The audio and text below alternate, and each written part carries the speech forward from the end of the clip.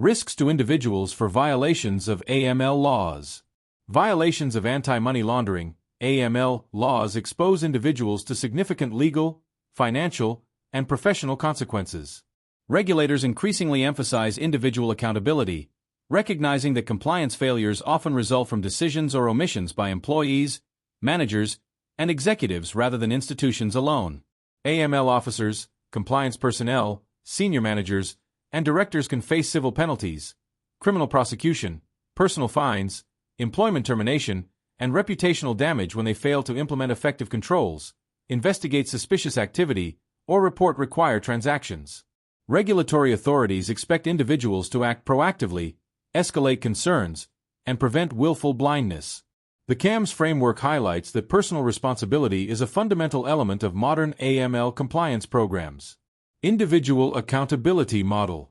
A key AML model is the Individual Accountability Framework, which places responsibility on designated officers and senior management for maintaining effective compliance programs. Regulators such as FinCEN, the FCA, and other supervisory authorities expect responsible individuals to ensure adequate staffing, transaction monitoring, suspicious activity reporting, and risk management. Failure to fulfill these duties may result in direct enforcement actions regardless of whether the institution itself is penalized. The program emphasizes that compliance officers cannot rely solely on organizational protections and must understand both the spirit and letter of AML regulations. Personal liability serves as a deterrent and reinforces a strong culture of compliance throughout organizations. Risks to institutions for violations of AML laws. Financial institutions face substantial risks when they violate AML laws or fail to maintain effective AML/CFT programs. These risks include regulatory fines, criminal sanctions, enforcement actions, asset seizures, operational disruptions, restrictions on business activities, and possible license revocation. Institutions may also lose correspondent banking relationships, suffer liquidity shortages, and experience declining shareholder value. AML failures can trigger costly investigations, remediation programs, independent monitors, and increased regulatory scrutiny. Because criminals exploit weaknesses in financial systems, organizations that neglect customer due diligence, transaction monitoring, sanction screening, and suspicious activity reporting become vulnerable to financial crime and regulatory intervention. Institutional Risk Model. The CAMS curriculum identifies 4 major categories of institutional AML risk: reputational risk, operational risk, legal risk, and concentration risk. Reputational risk arises when negative publicity damages public confidence and causes customers or investors to withdraw business. Operational risk stems from inadequate systems, controls, personnel, or processes. Legal risk includes lawsuits, regulatory penalties, and criminal proceedings.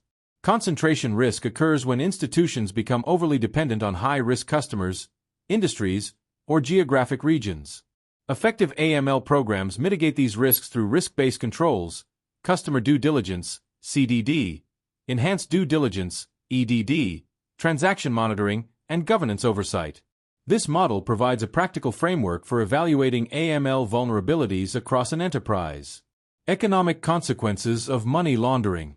Money laundering produces serious economic consequences that extend far beyond individual criminal enterprises. It distorts markets, weakens financial institutions, undermines economic development, reduces investor confidence, and diverts resources from productive economic activity. Criminal organizations may acquire legitimate businesses using illicit proceeds, creating unfair competition and corrupting market mechanisms. Countries perceived as money laundering havens often experience reduced foreign investment, diminished access to international financial markets, and slower economic growth. Governments must allocate substantial resources to law enforcement, investigations, and regulatory supervision.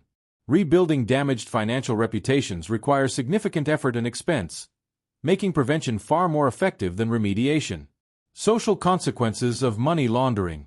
The social impact of money laundering is equally significant because laundering enables criminal enterprises to sustain and expand their activities. Drug trafficking, human trafficking, corruption, fraud, smuggling, and terrorism financing all depend on the ability to conceal illicit proceeds. As criminal networks grow stronger, governments face increased costs associated with policing, judicial proceedings, public safety initiatives, and healthcare services. Communities suffer from higher crime rates, weakened public trust, and reduced economic opportunities. Money laundering, therefore, represents not only a financial crime but also a threat to social stability, public welfare, and national security. Combating laundering helps protect both financial systems and society as a whole. Purpose of sanctions. Sanctions are powerful foreign policy and national security tools used by governments and international organizations to influence behavior and protect the global financial system. Organizations such as the United States through OFAC, the United Nations, and the European Union impose sanctions on countries, entities, individuals, terrorists, proliferators, narcotics traffickers, and other threats. The primary purpose is to apply economic pressure without resorting to military action. Sanctions seek to deter terrorism, prevent weapons proliferation, combat human rights abuses, discourage corruption, and promote compliance with international norms. Financial institutions play a critical role by screening customers and transactions against sanctions lists. Sanctions Model and Compliance Framework. The CAMS program categorizes sanctions into three primary models: targeted sanctions, sectoral sanctions, and comprehensive sanctions.